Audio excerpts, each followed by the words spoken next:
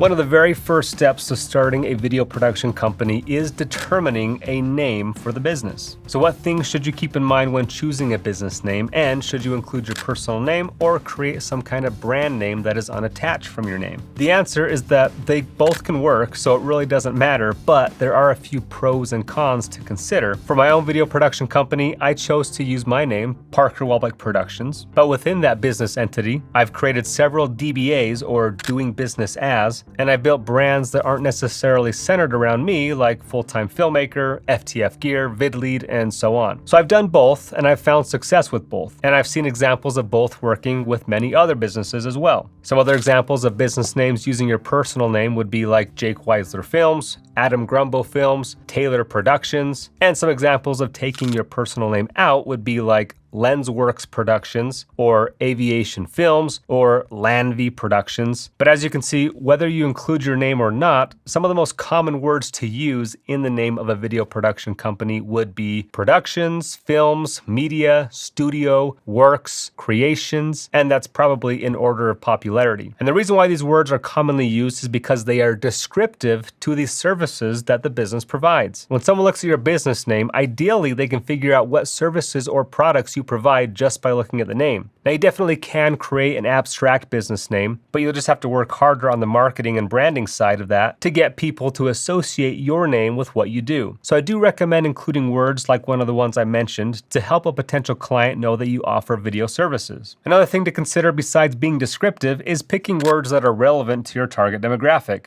If you only shoot weddings, for example, you might want to use a word that relates to weddings. If, however, you want to keep your options open to be able to provide a wide variety of services in your business, then it's probably smartest to keep your word choices broad. If you get too specific with your words, you may pigeonhole your brand. For example, the word films is more specific than media. Films sounds like you do video or film. Media could mean video, photos, graphics, websites, social media marketing, and advertising. It broadens and expands the potential services and products that you could offer under that name. But it's also not as specific, so just pros and cons. So that's not to say that you couldn't offer those under the name films, but potential clients would probably guess you only do films if the word films is in your name of your business. And if you really do only provide videos, then films is probably an appropriate name. So that's another thing to consider when naming your business, is not only the current services you provide, but future services you may want to provide that would fit well under that brand name. As far as whether to choose your name or a brand name, one of the reasons to not choose your name would be for scalability. It's harder to scale your production company to a team that operates under you if the business is named after you. You could always rebrand later, but that's not ideal. So if you ever plan on growing the business beyond just yourself as the sole artist, you may not want to attach your personal name to it. Though even then, that can work out as well. Look at McDonald's. On the flip side, video is very much an industry of art.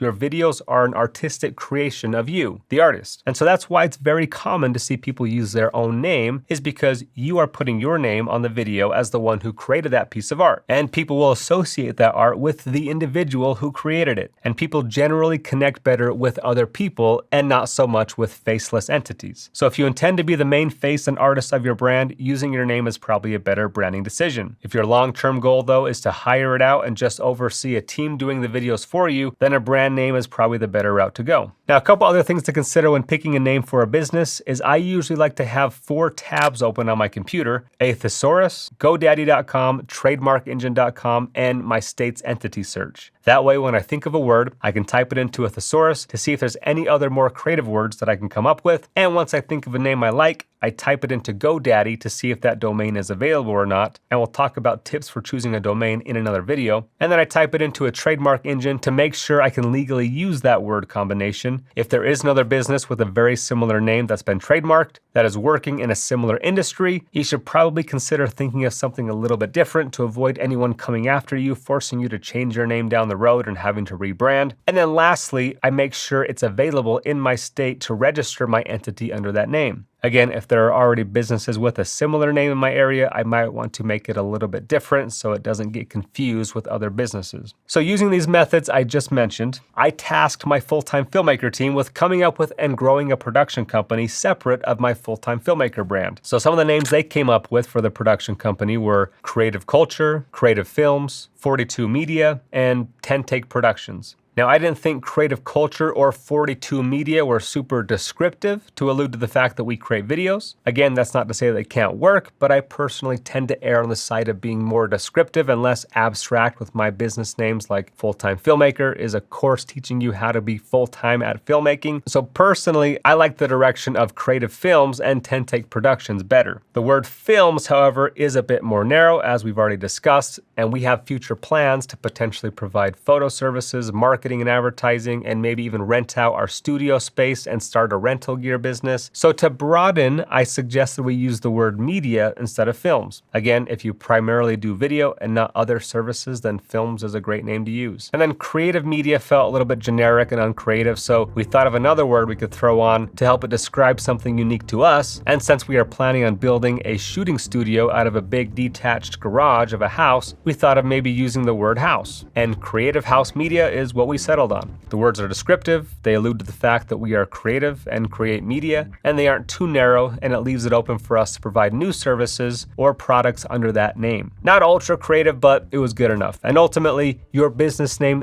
doesn't really matter. We could have gone with any of those suggestions, and as long as we provide a great service, then the brand will grow and succeed. Apple and Google can probably tell you that the names they chose didn't determine their success, but rather the products and services that people love and are willing to pay for. So there you have it. Those are my 2 cents on choosing a name. Don't overthink it. Take a couple hours to brainstorm, pick your favorite option that's available, and quickly move on to what's more important, which is providing a great video production service that exceeds the client expectations. So that's it for choosing a business name. If you have any further questions, please let me know.